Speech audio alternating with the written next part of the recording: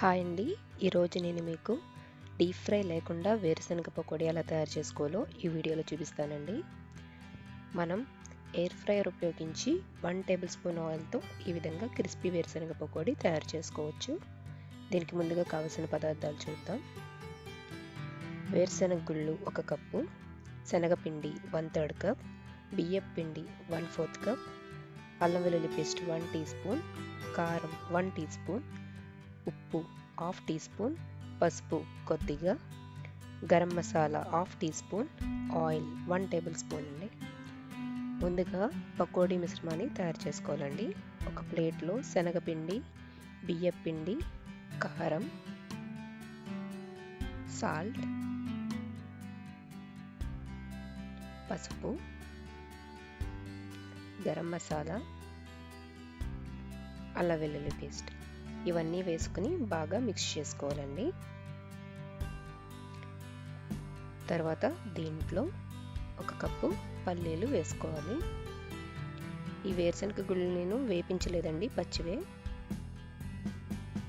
తర్వాత దీంట్లో కొద్దిగా వాటర్ యాడ్ చేసుకుంటూ బాగా కలుపుకోవాలి. ఒక 2 to 3 స్పూన్స్ ఆఫ్ ఆయిల్ కూడా యాడ్ చేసుకోవాలి. వాటర్ ఎక్కువ వేయకూడదండి, చూసుకుంటూ ఉండాలి. మనకి ఇలా ముద్దలా ఉండాలి, పల్లీలకి బాగా పట్టాలండి మిక్చర్, అంతే.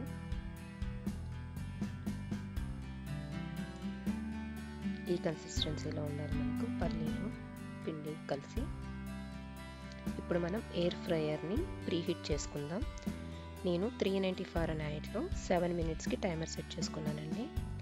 మీ ఎయిర్ ఫ్రైయర్ హీట్ కెపాసిటీ బట్టి మీరు ప్రీహీట్ చేసుకోండి. ఇప్పుడు ప్రీహీట్ అయిన తర్వాత ఈ మెస్ బాస్కెట్లో మనం ముందుగా తయారు చేసుకున్న పకోడీ మిశ్రమాన్ని వేసుకోవాలండి. ముద్దలా కాకుండా విడివిడిగా వేయడానికి ట్రై చేసుకోండి. నేను మొత్తం 2 బ్యాచెస్ కింద ఫ్రై చేసుకుంటాను.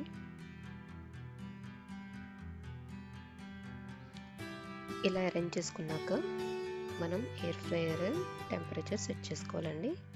నేను 390 నుంచి 330కి తగ్గించానండి, ఎందుకంటే పల్లీలు లోపల కూడా బాగా ఫ్రై అవ్వాలి కదా. అందు గురించి 330 ఫారెన్హీట్లో 7 మినిట్స్ ఫ్రై చేసుకున్నాను. ఇప్పుడు కంప్లీట్ అయ్యాక ఒకసారి బాగా కలుపుకొని అతుక్కున్నట్టుంటే వాటిని విడదీసి మరలా ఇంకొక 6 మినిట్స్కి ఫ్రై చేసుకోవాలి. టోటల్గా 13 మినిట్స్ పట్టిందండి.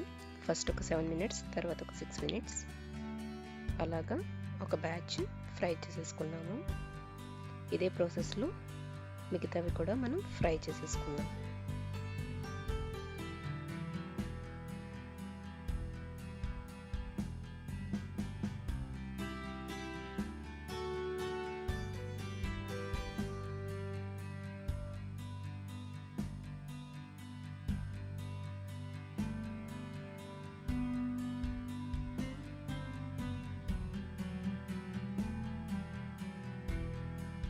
కంప్లీట్ అయిపోయిందండి. ఈ విధంగా మనం ఎయిర్ ఫ్రైయర్ ఉపయోగించి డీప్ ఫ్రై లేకుండా మనం క్రిస్పీ వేరుశనగ పకోడీని తయారు చేసుకోవచ్చండి. మీకు కనుక ఈ రెసిపీ నచ్చినట్లయితే ప్లీజ్ లైక్ చేయండి, షేర్ చేయండి. అలాగే మీ యొక్క సజెషన్స్ నాకు కామెంట్ రూపంలో తెలియజేయడం మర్చిపోకండి. నా యొక్క ఛానల్ని మీరు ఫస్ట్ టైం కనుక చూస్తుంటే సబ్స్క్రైబ్ చేసుకోవడం మర్చిపోకండి. అలాగే మరొక మంచి రెసిపీతో మీ ముందుకు వస్తానండి. Thank you for watching. Bye.